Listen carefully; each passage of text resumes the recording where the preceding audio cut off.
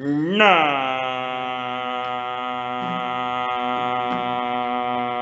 मा आ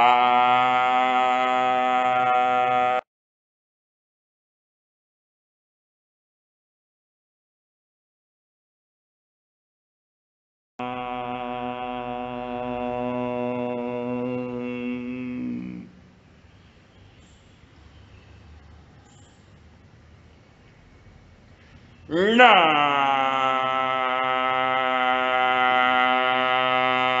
मा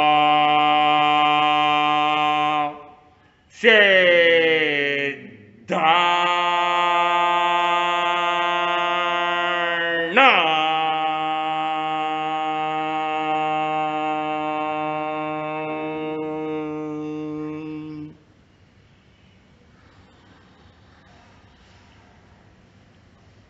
ना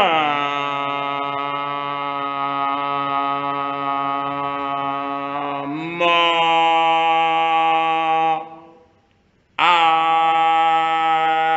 आया रे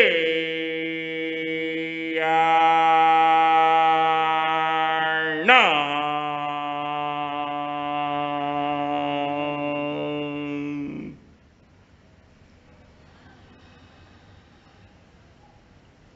ना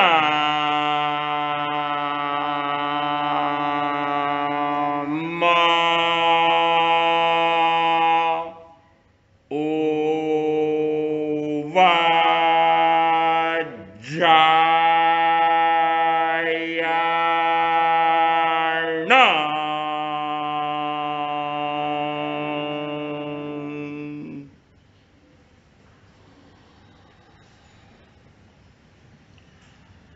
ना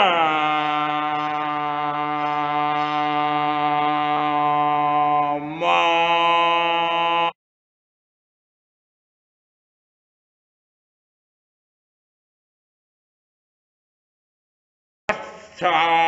साहोना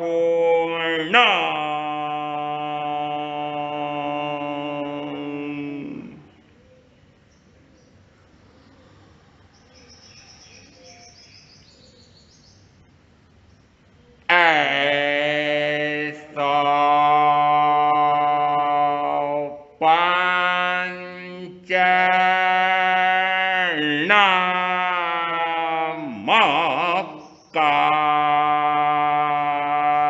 पंचनमकारो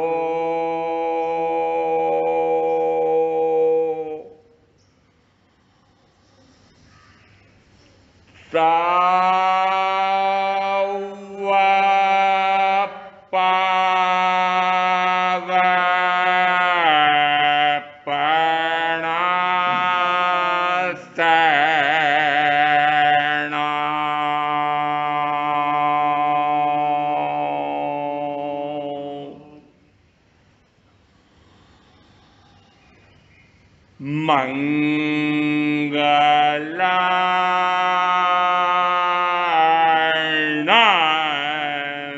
च सौवेशे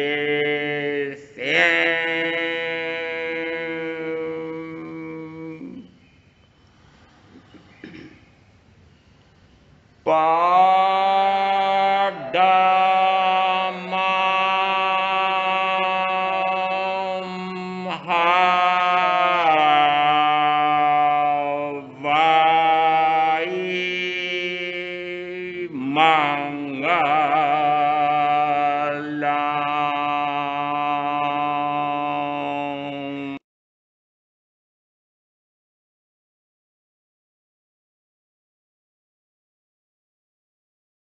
जहाँ सेनापणसई एवं कम्माण्य स्तंति मोणिज्ये खड़ंगे। आचारांक सूत्र के प्रथम स्कंद के 3-4 में सूत्र 119 जे एगमणामे से बहुणामे जे बहुणामे से एगमणामे कि जो एक को नमा देता है, खपा देता है, क्षय कर देता है, वह बहुतों को नमा देता है, खपा देता है, क्षय कर देता है। और जो बहुतों को नमा देता है, खपा देता है, क्षय कर देता है, वह एक को क्षय कर देता है। वो एक कौन सा? तो कहा मिथ्यात्व। मिथ्यात्व के तीन भेद, मिथ्यात्व मोहनीय, मिश्र मोहनी, सम्यक्त मोहनी। दूसरा कहा कि दूसरा कौन सा हो सकता है कि अनंतानुबंधी कषाय, अनंतानुबंधी क्रोध, अनंतानुबंधी मान, अनंतानुबंधी माया, अनंतानुबंधी लोभ।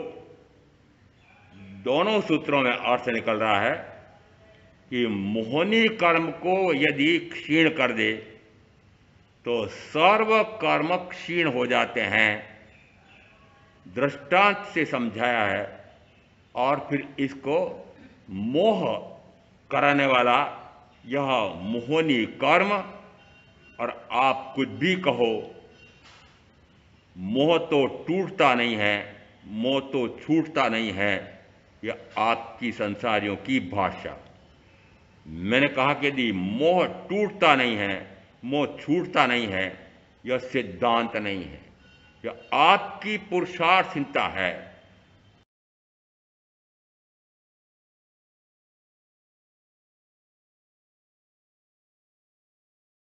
अनंत जीव सिद्ध हुए हैं। वे अनंत जीव क्या मोह को तोड़े बिना, मोहियों से मुंह मोड़े बिना सिद्ध हुए हैं?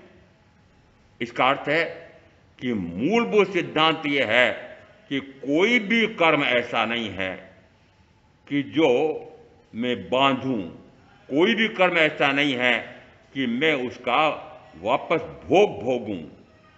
कर्म का बांधना या न बांधना ये मेरे हाथ में। कर्म के उदय में कार्य या क्रिया या प्रवृत्ति करना या न करना यह भी मेरे हाथ में। कर्म का संवर करना, कर्म की निर्जरा करना, कर्म का पूर्णतः क्षय करना यह भी मेरे हाथ में। 5 प्रकार के भाव दिए थे। मात्र प्रथम ऐसा प्रकार है कि जिसमें जीव कर्म का बंध करता है, क्योंकि वह कर्म के उदय में आने वाले निमित्त के अनुसार क्रिया करता है। इस कारण से क्रिया है तो कर्म है। इसलिए प्रथम भेद में कहा वह कर्मोदय निष्पन्न भाव। तो भाव किसने किया? ये भाव आत्मा के भाव है। यहां कर्मोदय निष्पन्न का अर्थ है कि कर्म के कारण से ये निष्पन्न हुए हैं। इसका अर्थ है कि मात्र इस प्रथम भेद में ही कर्म का बंध होता है, शेष 4 में बंध है ही नहीं। प्रथम में कहा 7 मोहनी कर्म की उप प्रकृतियों का वह उदय में आया है, उसका तो वेद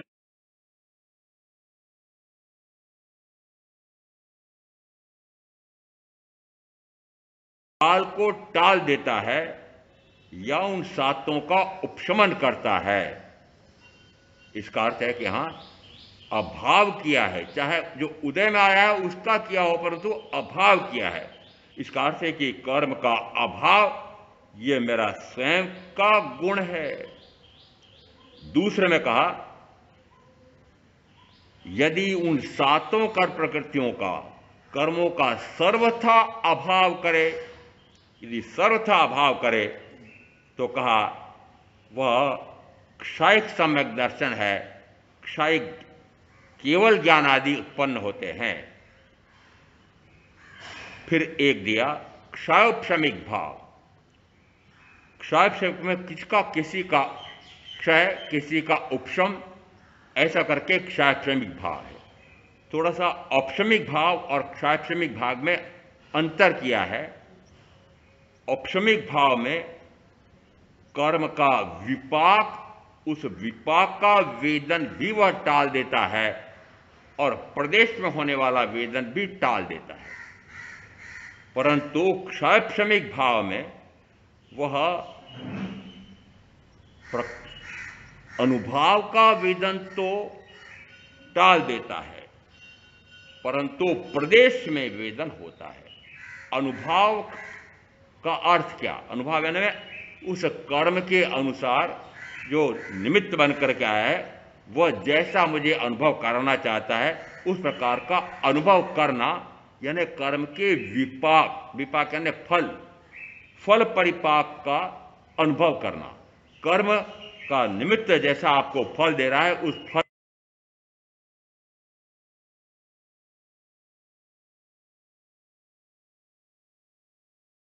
किसी निमित्त को लाकर खड़ा करता है और निमित्त आपसे कुछ करवाना चाहता है, निमित्त आपसे राग कराना चाहता है या द्वेष कराना चाहता है। कैसे? कि वह निमित्त रागी एक व्यक्ति आया या द्वेषी एक व्यक्ति आया, वह रागी व्यक्ति आपसे राग कराना चाहता है, द्वेषी आपसे द्वेष क्रोध हिंसा कराना चाहता है। आप क्या करते हैं? वो कराना चाह रहा है, फिर आप करते हैं कि नहीं करते हैं? करते हैं तो मरते हैं चतुर्गति में। किसी का कराया हुआ काम करना, भराया हुआ काम करना, मेवाड़े में उसको कहते हैं हीदड़ा।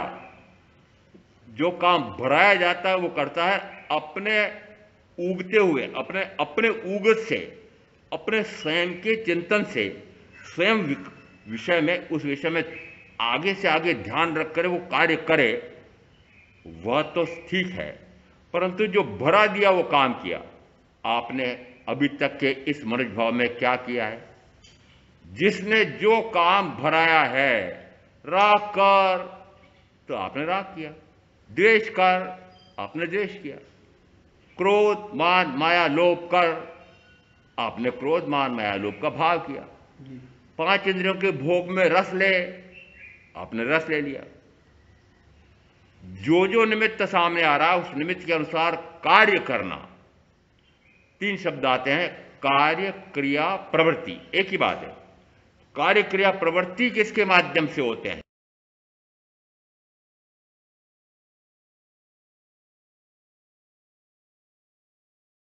उसके लिए आत्मा के साथ जुड़ा हुआ यह संयोगित शरीर के हम तीन भाग कर रहे हैं, मन, वचन और काया या इंद्रियां।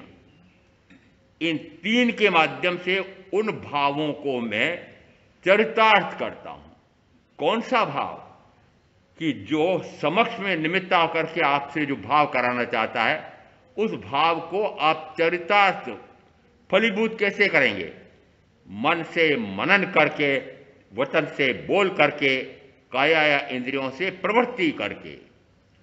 और यदि ये काया या इंद्रियां या मन या वचन, इनके माध्यम से आपने जो किया है, जो किया है, आपकी अपेक्षा से मूल कहूंगा राग और द्वेष।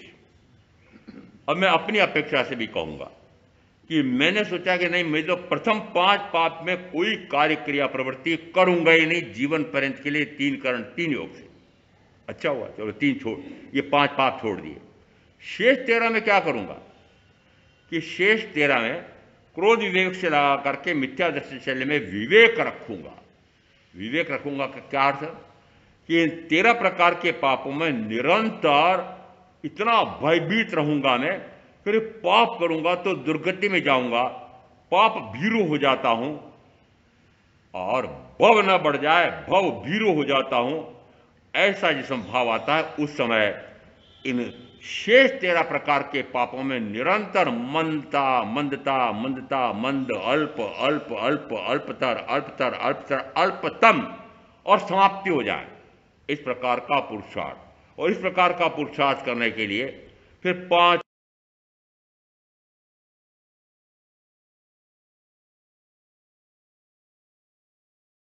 अर्थ है कि मैं किसी भी प्रकार के, चाहे वह स्थावर पृथ्वी प्राणी अग्निवायु वनस्पति का एक जीव हो, चाहे त्रस्काय का जीव हो, उसकी लेश मात्र भी हिंसा विराधना न करूं, ऐसा कठोरता से इस अहिंसा महाव्रत का पालन करता हूं।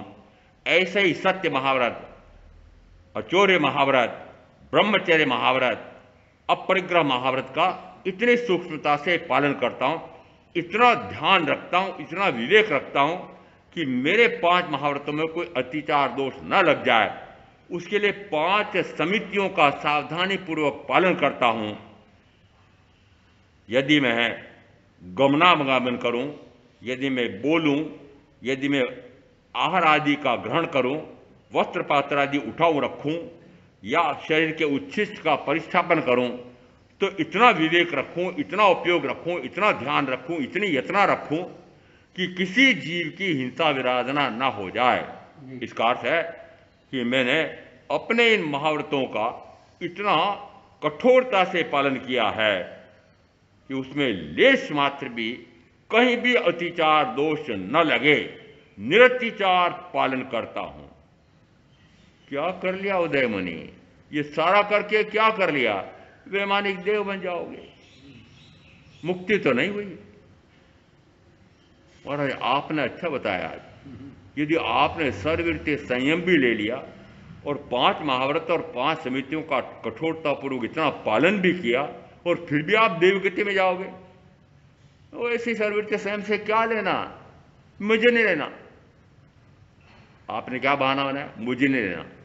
अरे क्यों नहीं मानते हो कि यदि साथ में मात्र में यही करता रहा तो वह तो पुण्य के खाते में चला गया। पुण्य इस प्रकार का कि विमान का देव देवी, तो विमान का देव बन करके फिर 5 इंद्रियों का चक करके भोग भोगूं, क्या ये लक्ष्य मेरा? नहीं। वस्तुतः मैं तो अब विमान क्या, किसी भी, यहां तक कि सर्वार्थ सिद्धि में भी मैं नहीं जाना चाहता। मैं तो अब गति करना ही नहीं चाहता हूं, गतियों में भटकना ही नहीं चाहता हूं। बहुत भटक लिया। क्या आपका ऐसा भाव हुआ कि मुझे गतियों में जाना ही नहीं? और अभी तक के जितने प्रवचन हो रहे, ये बात तो उसमें आ ही जाती है कि केवल परमात्मा की वाणी सुनने का अधिकार मात्र उसी को है। उदयमणि का प्रवचन सुनने आते हो तो मात्र एक उद्देश्य लेकर के आओ कि जन्म और मरण से मुक्त हो जाऊं। क्या ऐसा?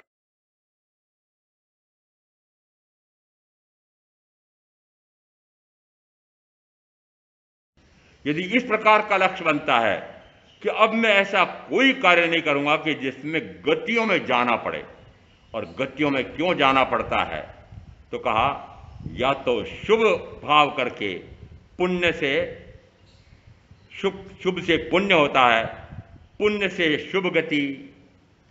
पुण्य शुभ है तो उसे क्या प्राप्त होगा? शुभ गति।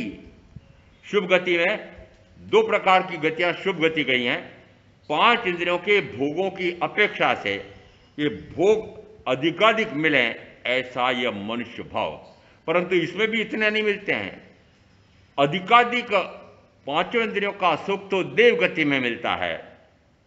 तो देव गति, और यदि पाप किया है, प्राणातिपात से लगाकर मिथ्यादर्शी शल्य तक के पाप के भाव किए हैं, मरवंचन काया उसी में प्रवृत्ताएं हैं, तो पाप से, यदि पाप किया है तो पाप से पाप कर्म का बंध हुआ है, और पाप कर्म के बंध का फल दुर्गति।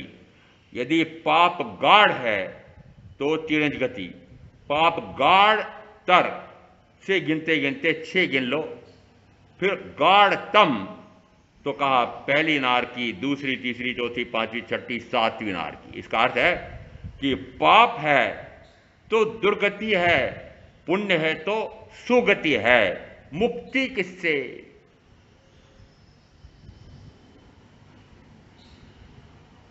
मौन कैसे हो गए? घर में ऐसे ही मौन रहता है क्या? है? काष्ठ मौन ले लिया सबने। मैंने उत्तर पूछा था आपसे।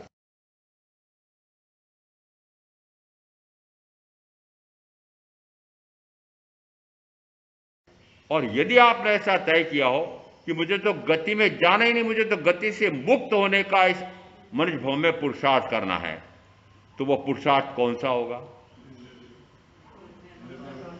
न पुण्य न पाप, न पुण्य न पाप। और अब मैं आपका लेखा कर रहा हूं, कल से आपका लेखा शुरू किया मैंने, कि आपका इस मनुष्य भव का वर्तमान तक का जो काल बीता है, आपने मात्र पांच इंद्रियों का सुख अधिकाधिक बटोर करके, पांच इंद्रियों का सुख छक करके भोगूं, इसी के लिए सारा काम किया है। पांच इंद्रियों के सुख बटोरने के लिए खूब मैदान में दौड़ते हैं, 8 घंटे से लगा करके 24 घंटे में से 17 घंटे काम कर रहे हो। वो किसके लिए कर रहे हो? ये मार धाड़ हो रही है बाहर में, ये किसके लिए कर रहे हो? मर खप रहे हो, किसके लिए खप रहे हो? कि मात्र 5 इंद्रियों के सुख साधन अधिक से अधिक जुट जाएं। अपने बच्चों को, बेटे बेटियों को किस में लगा रहे हो?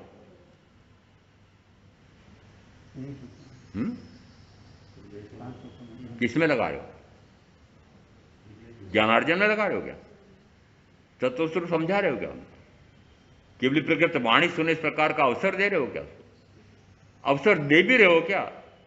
अवसर दिया ही नहीं, इसलिए दिया कि तू बेटा, तू बेटी ऐसा मत कर, तू खूब बढ़िया पढ़ाई कर, खूब बढ़िया कमाई कर, खूब बढ़िया भोग भोग, और भोग भोग करके चारों गतियों में निरंतर भटकता रहे। आपने अपने बेटे बेटी की शिक्षा इस प्रकार से प्रारंभ कराई है कि उसको 1 मिनट भी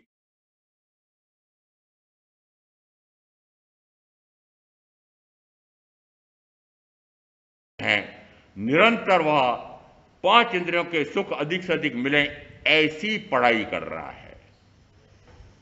ऐसी पढ़ाई करके फिर क्या करेगा आगे? कि फिर उसी प्रकार की ऊंची से ऊंची पैकेज लेकर के बड़ी अधिक से अधिक कमाई करेगा। आप मां बाप ने क्या किया? यही किया। आप मां बाप ने यही किया। तो आप बेटे बेटे से क्या कराना चाह रहे हो? यही कराना चाह रहे हो। खुद भी डूबे सनम, दूसरों को ले डूबे। खुद भी डूबे, कहां डूबे? कि चतुर्गति में निरंतर डूब रहे हैं। खुद भी डूबे, बेटे बेटे तुम कैसे बच जाओ? तुम भी डूबो, तुम भी मरो चतुर्गति में। ये क्या चाल है आपकी? जिस समय वह ऊंचे से ऊंची पढ़ाई करके ऊंचा से ऊंचा पैकेज लेकर लेता है, या ऊंचे से ऊंचा व्यापार, व्यवसाय, उद्योग धंधा, कल कारखाना प्रारंभ कर देता है और खूब कमाई करता है। अब मैं पूछूं आप माता पिता को, आप प्रसन्न होते हो कि रोते हो? रोते हो? वो यदि खूब ऊंची कमाई कर रहा है तो आप रोते हो कि प्रसन्न होते हो? यदि आपको रोना आता हो तो समझ जाता हूं मैं। यदि आपको रोना आ रहा है कि इतनी ऊंची कमाई कर रहा है, ये इतनी ऊंची कमाई करके और उसके बाद खूब भोग भोगेगा और भोग भोग करके चारों गति में इतने दुख पाएगा, क्या आपको रोना आता है? नहीं आता है। प्रसन्न होते हैं। जैसे उसका ऊंचे से ऊंचा पैकेज मिला, वो सारे परिवार में, समाज में, जहां जहां मिलेंगे, जिस जिससे मिलेंगे, मेरे बेटे को, मेरे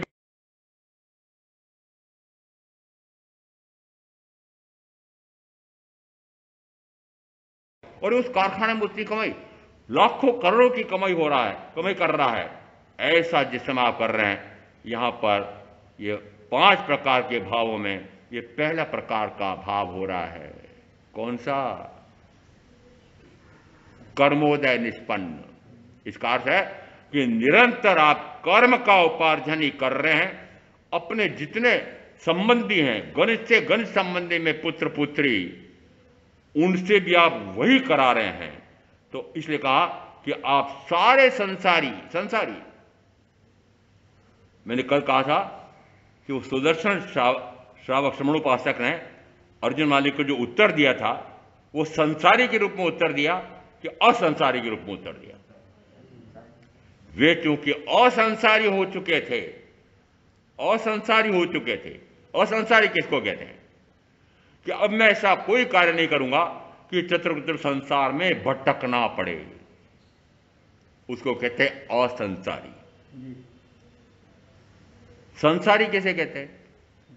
ये जो सांसारिक कार्यों में लगा हुआ है, देहिक, भौतिक, इहलौकिक, मात्र 5 इंद्रियां, शरीर, इनके सुख साधन अधिक से अधिक मिले और अधिक से अधिक इन साधनों का भोग भोगूं, ऐसा लक्ष्य करके और भोग भोगता है, उसको कहा संसारी जीव है। क्या पंक्ति बदलना चाहते हो? संसारियों की पंक्ति में अनंत जीव है, असंसारी पंक्ति में अभी वर्तमान अपेक्षा से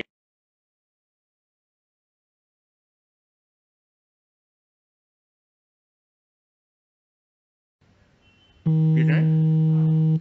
8। असंसारी में कितने? असंसारी का क्या अर्थ कि इन 8 ने तय किया कि मुझे अब संसार बढ़ाना ही नहीं, बढ़ाना नहीं, और उसके साथ में निरंतर ये पुरुषार्थ कि अब निरंतर मेरा संसार घटता चला जाए। कहां तक घटता चला जाए कि मैं तो इसी भाव में मोक्ष चला जाऊं। मैं तो है ना उदयमुनि लक्ष्य क्या बना रखा है कि मैं तो इसी भाव में मोक्ष चला जाऊं। फिर यदि कोई काल की बात करता है तो होगा, ठीक है। मैं पहले मैं क्यों मानूं कि 5वीं आरे में मोक्ष नहीं होता है? अरे 5वीं आरे में इतना मोक्ष होता है कि मात्र 7 लव जितना सा और आत्मध्यान में निरंतर लीन रह जाए तो मोक्ष हो जाता है। 7 लव और आयुष का बचा रहता तो मग्न होते होते उसी भाव में मोक्ष चला जाता है। ये 14:7 में भगवान से पूछा, भगवान ये लव सप्तक देव कौन से होते हैं?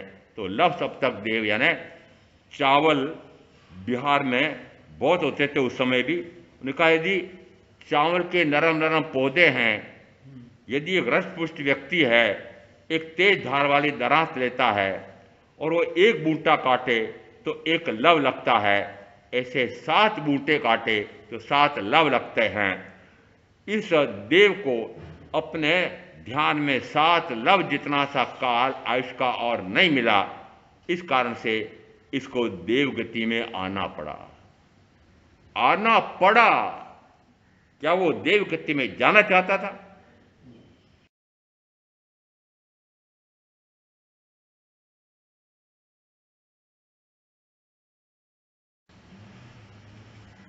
मैंने तो अपना बता दिया, इन 8 का बता दिया। क्या 8 का लक्ष्य क्या है? भवे खेद अंतर्दया, भवे खेद अंतर्दया। भूमिका बनाई है कषायनी उपशांतता, मात्र मोक्ष विलास। कषाय उपशांत करे, 5 इंद्रियों के विषयों के उन भोगों में प्रवृत्ति निरंतर घटती घटती घटती शून्य हो जाए। कषायनी उपशांतता, उपशांत है इन कषायों का उपशमन करना प्रारंभ करता है तो निरंतर उपशमन करेगा। एक बार कर लिया जितना कर लिया बस नहीं, निरंतर निरंतर कषायों को क्रश करता है, निरंतर 5 इंद्रियों के भोगों में रस घटाता है, निरंतर विकार से निर्विकार, राग द्वेष से वीतरागता, ऐसा पुरुषार्थ करने वाला वो सर्ववृत्ति संयमी, उसको कहा असंसारी। सर्ववृत्ति संयम तो ले ले, वेश से ले ले, लिंग से ले लिया, परंतु वस्तुतः इस प्रकार की चर्या ना हो तो भी कहा वह द्रव्यलिंगी भी मुक्त नहीं हो सकता है। द्रव्यलिंगी में कहां तक कहा कि वह जैसा भावलिंगी साधना कर रहा है, बाह्य में वह भी 5 महाव्रतों का निर्तिचार पालन करता है, 5 समितियों का सावधानी पूर्वक पालन करता है, साध्वाचार का पालन करता है। 1-2 व्याख्या प्रकृति ने कहा कि वह ऐसा करते हुए ठेठ यदि देवगति में जाए तो 9वें ग्रवेक तक जा सकता है। कौन?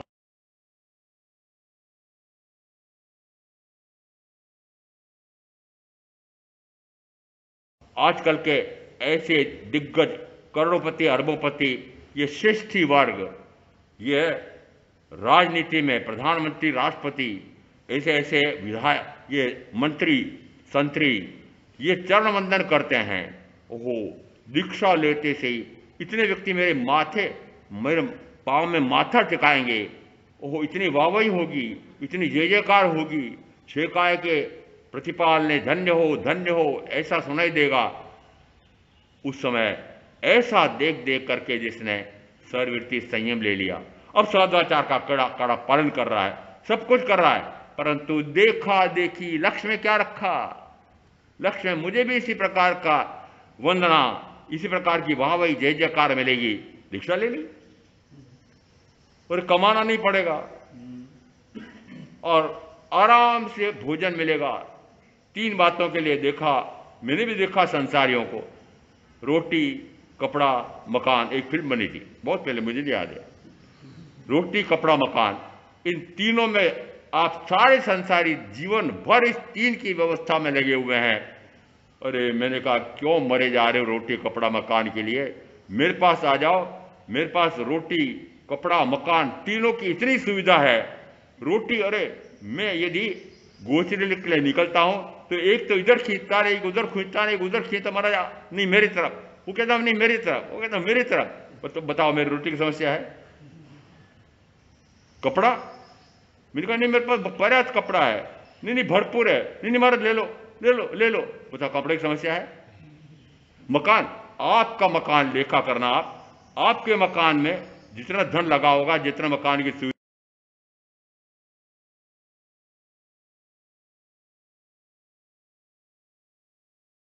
मकान, तीनों की कोई समस्या नहीं।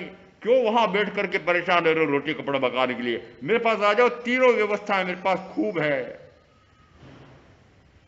मात्र यह लक्ष्य नहीं है। अरे ऐसे ये सारी सुविधाएं यदि मैंने ले रखी है तो प्रथमतः तो मैं इन सुविधाओं को जितनी अधिक से अधिक लेता हूं उतना ही भोग विलासी हो जाता हूं। इसलिए फिर इन 3 में भी मैं निरंतर कटौती करूं, कम कम कम, न्यून से न्यूनतम में काम हो जाए, ऐसी चर्या। और वस्त्रों के लिए समझ में आया है कि वस्त्र कितने रखे कि न्यूनतम, इसका अर्थ है कि वस्त्र कहो कि पात्र कहो कि आहार कहो कि जो जो सुविधाएं मुझे मिली हुई है, आप तो विपुल, विपुल भाई है ना, हाँ, विपुल अशन पान खादिम सादिम। जब श्रमणोपासक आहार बहराता है, विपुल अशन पान खादिम सादिम बहराता है, और वह तो विपुल बहरा रहा है, परंतु मुझे ज्ञात है कि मैं 83 का हो गया हूं, 84 चल रहा है। ये विपुल आहार लेकर के, गरिष्ठ आहार लेकर के, भरपूर आहार लेकर के क्या अभी मरना है, पेट खराब करना है, रोगी हो जाना है, महारोगी हो जाना है? और प्रथमतः तो साथी साधक के ऊपर भार, फिर द्वितीयतः अर्थ अपेक्षा से उपचार के लिए संघ पर भार। नहीं, मुझे ऐसा नहीं करना है। देने वाला तो विपुल देने को तैयार है, पर मुझे अपनी साधना में जितना आवश्यक है उतना ही लूंगा। क्या आपकी चर्या है ऐसी? है? कितना अंतर है दोनों में? बाह्य अपेक्षा से भी इतना अंतर है, और अभ्यंतर में क्या? अभ्यंतर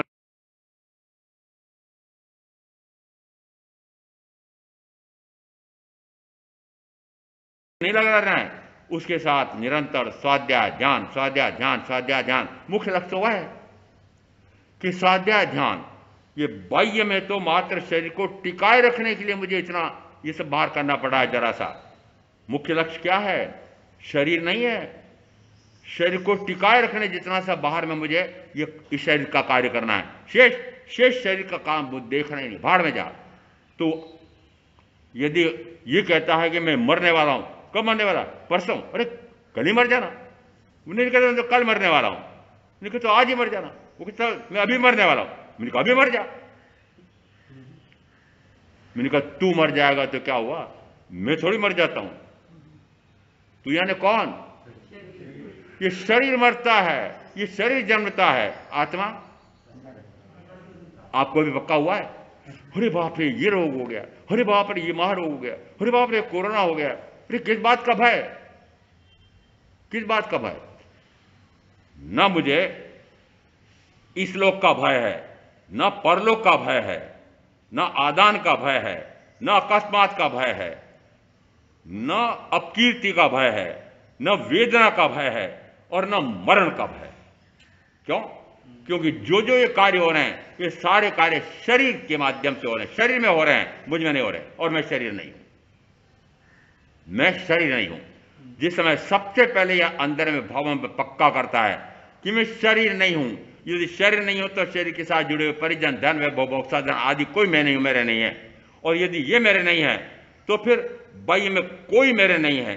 फिर यदि ये मेरे नहीं है तो फिर इनके कारण से शरीर की आसक्ति, 5 इंद्रियों की आसक्ति, परिवार के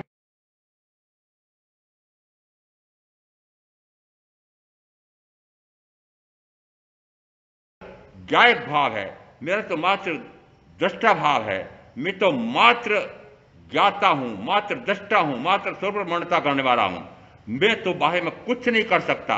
इसका अर्थ है कि जिस समय वह ऐसा अंतर्भाव में मग्न होता है, जिस समय वह स्वरूप में ही मग्न होता है, जिस समय अपूर्व आत्मिक आनंद का आस्वाद आता है, उस समय वह पहले गुण स्थान से ऊपर उठ करके एक अंतर्मूर्त के लिए मिश्र गुण स्थान, तीसरे गुण स्थान पर आता है।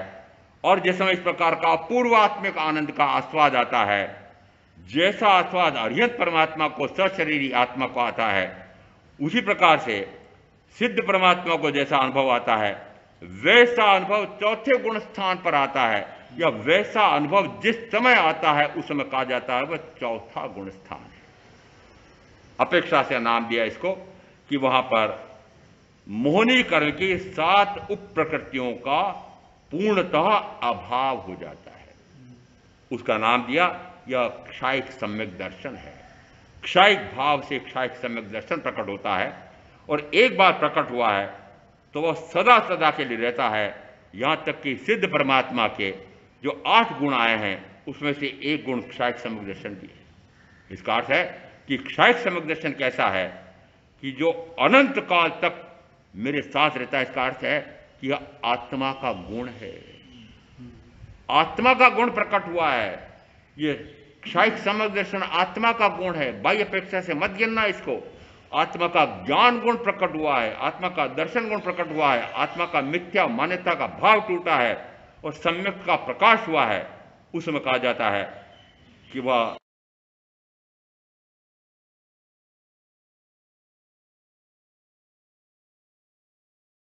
को अपने आप रूप देखता है, अपने आप को अपने आप का अपना मानता है और फिर अपने आप में रमण करता है। कौन सा गुणस्थान हुआ? वह चौथा गुणस्थान। यहां पर बाह्य में कर्म प्रकृतियों का लेखा करें तो कितनी कर्म प्रकृतियों का अभाव हुआ कि मोहनी कर्म की 7 उप प्रकृतियों का अभाव हुआ है। यदि अनंतानुबंधी क्रोध, मान, माया, लोभ इनका क्षय हुआ है तो कल 25 प्रकार के ये क्रोध के भाव, कषाय के भाव दिए थे, और 3 दर्शन मोहनी के दिए थे, मिथ्यात्व मोहनी, मिश्र मोहनी, सम्यक्त मोहनी। फिर 4 ये चतुष्क कहे जाते हैं, अनंतानुबंधी एक चतुष्क, अप्रत्याख्यानावर्णी दूसरा चतुष्क, प्रत्याख्यानावर्णी तीसरा चतुष्क, संजलन चौथा संजलन, 16 हो गए। फिर 9 कषाय, 9 अलग अलग किया कि दोनों को? जहां मैं 9 बोल रहा हूं वह संख्या है, जहां 9 बोल रहा हूं वहां 9 का अर्थ नहीं है भी नहीं भी, कि ऐसे कषाय कि जो कषाय में भी नहीं आते हैं और कषाय में आते भी हैं। हास्य, रति, अरति, भय, शोक, जुगुप्सा, ये 6 के साथ 3 और दिए हैं, पुरुष वेद, स्त्री वेद, नपुंसक वेद। तो प्रथमतः ये 6 और 3 9 बनते हैं।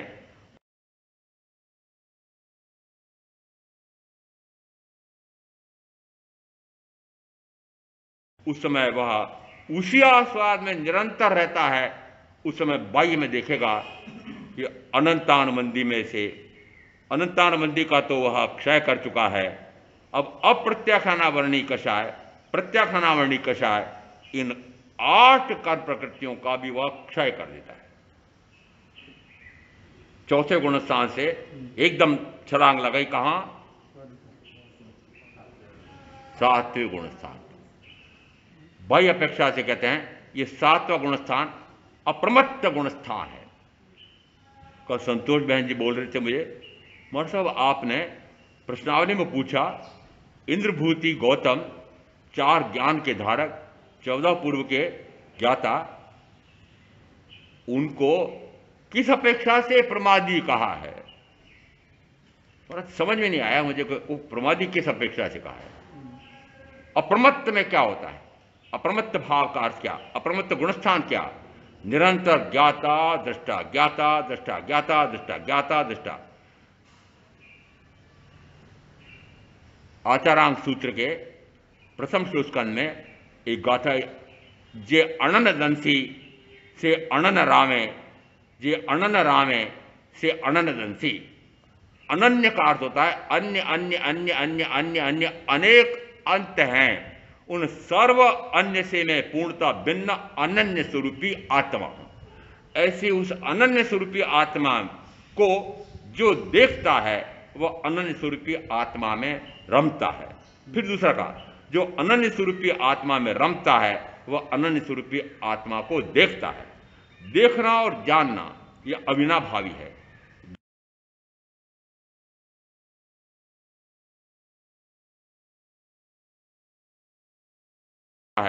तो निश्चित मानना दर्शनावरणी कर्म का भी क्षय होता है, केवल ज्ञान केवल दर्शन प्रकट होता है। इसका अर्थ है कि जिस समय बाह्य में आपको क्या हो रहा है ये मुझे नहीं देखना है, अंदर में क्या हो रहा है, अंदर में हो रहा है निरंतर अपने आप को अपना जानना जानना जानना जानना, धारावाहिक ज्ञान। धारावाहिक ज्ञान है, धारा टूटे ही नहीं, निरंतर अपने आप का जानना। यदि जिसमें अपने आप का जानना होगा उसमें अपने आप का भी देखना भी होगा। जहां जानना है वहां देखना है, जिसे जानना है उसे देखना भी, जिसको देख रहा है उसको जान भी रहा है। किसको जान रहा है, किसको देख रहा है? अपने आप को जान रहा है अपने ज्ञान गुण से, अपने आप को देख रहा है अपने दर्शन गुण से। यदि अपने आप को अपने आप के ज्ञान गुण दर्शन गुण से जान रहा है, देख रहा है, तो अपने आप के सुख गुण से अपने आप के सुख में ही विहरण करता है। 3 हुए, जानना, देखना और रमना। रमना कहां? रम तो अभी भी रहे हैं आप। ये आदिवासी क्षेत्रों में बच्चों को जब कहती माता पिता, जब बाहर रमा छोड़ जाए, बाहर रमा, बाहर ने कहा, बाहर ने घर के बाहर थोड़ा हमें काम करने दे, जब बाहर रम के आ जा, रम के आ जा ना, खेल के आ जा। आप कहां खेल रहे हैं, आप कहां रम रहे हैं, जरा मुझे बताओ दो। मात्र शरीर, परिवार, धन, वैभव, भोग साधन, उनमें रमण हो रहा है। रमण तो हो रहा है क्योंकि रमण मेरा स्वभाव है, तो रमण तो होगा। जानना मेरा स्वभाव है, देखना मेरा स्वभाव है, ये रमण करना मेरा स्वभाव है, तो ये तो होगा। चाहे स्व को जानो, चाहे स्व को देखो, चाहे स्व में रमो, या पर को जानो, पर को देखो, पर में रमो। जब तक पर को जानना अपने रूप, पर को देखना अपने रूप,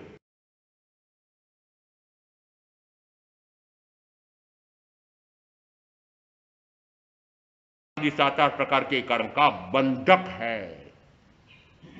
उसके स्थान पर क्या किया कि उसके स्थान पर कि यह ऐसा करते करते कर्म मानते मानते तो मुझे अनंत जन्म मरण हो गए हैं, इसलिए मुझे अब पर में जाना नहीं है, पर को जानना नहीं अपने रूप, पर को अपने रूप देखना नहीं, पर में रमना नहीं। ऐसा जिस समय निश्चय करता है, वो निश्चय करता है, उस समय कहा जाता है वह चौथा गुण था। मात्र निश्चय नहीं करता, निश्चय करके फिर उसी प्रकार का अनुभव करता है। ऐसा अनुभव करते करते अप्रमत्त भाव आता है, जिसमें वो अप्रमत्त भाव निरंतर अप्रमत्त अप्रमत्त अप्रमत्त आत्मस्थ स्वरूपस्थ आत्मस्थ स्वरूपस्थ, निरंतर आत्मा को जानना, आत्मा को देखना, आत्मा में रहना, ऐसा जब निरंतर निरंतर निरंतर होता रहता है, और वो निरंतर 7वें गुण स्थान पर कितना हो सकता है, तो कहा एक अंतर्मुहूर्त। अंतर्मुहूर्त 2 आवलिका से लगा करके कुछ समय कम 2 घड़ी। इसका अर्थ है कि अंतर्मुहूर्त 2 आवली का भी हो सकता है, अंतर्मुहूर्त कुछ समय कम 2 घड़ी भी हो सकता है। ये 7वें गुण स्थान पर कितना हो सकता है, इतना हो सकता है। इसका अर्थ है कि यदि वह निरंतर 2 घड़ी तक आत्मा को जानना, आत्मा को देखना, आत्मा में रमना ऐसा करे, तो कहा जाता है कि बाह्य से वह अभी 7वें गुण स्थान पर है, वह तो एक अंतर्मुहूर्त में 13वें गुण स्थान पर पहुंच गया है। निरंतर अपने आप का जानना, अपने आप को देखना, अपने आप में रमना, अनंत ज्ञान, अनंत दर्शन, अनंत सुख, अनंत वीर, चारों गुण प्रकट हो जाते हैं, चारों घाती कर्मों का क्षय हो जाता है। इसका अर्थ है कि जिस समय मैं अपने आप को जानता, देखता, रमता हूं, उस समय कहा जाता है बाह्य में ये कर्म निर्जरित हो रहे हैं। कर्म की निर्जरा नहीं,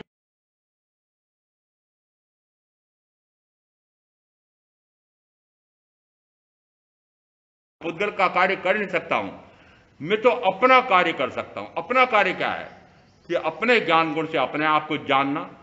जिस समय अपने ज्ञान गुण से अपना जानता हूं, उस समय बाह्य में दिखेगा ज्ञानावरणी कर्म निर्जरित हो रहा है। ज्ञानावरणी कर्म का क्षय कैसे करोगे? क्षय कैसे करोगे? अपने आप को, अपने आप का जानना जानना जानना जानना जानना चल रहा है, उस समय बाह्य में ज्ञानावरणी कर्म ये निर्जरित हो रहा है। जिसमें अपने आप को, अपने आप का दर्शन गुण उससे देखना देखना देखना देखना, अपने आप को देख रहे हैं अपने दर्शन गुण से, उसमें बाहर में दर्शनावरणी कर्म की निर्जरा हो रही है।